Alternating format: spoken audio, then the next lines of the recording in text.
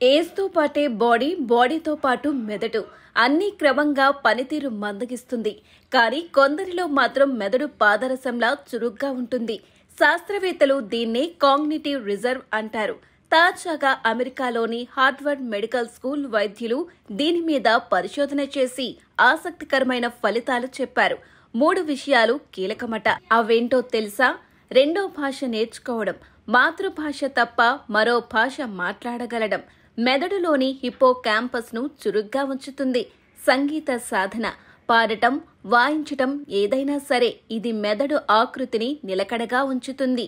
వ్యాయామం, క్రమం తప్పకుండా వ్యాయామం చేస్తే మెదడుకు కావాల్సిన ఆక్సిజన్ పుష్కలంగా చేరుతుంది. ఈ 3 అలవాట్లుంటే అల్జీమర్స్ లాంటి వ్యాధులకి అవకాశం తక్కువే. ప్లేక్స్ పేరుకున్నా కూడా మెదడు తన పనితీరును చురుగ్గా కొనసాగిస్తుందని శాస్త్రవేత్తలు చెబుతున్నారు.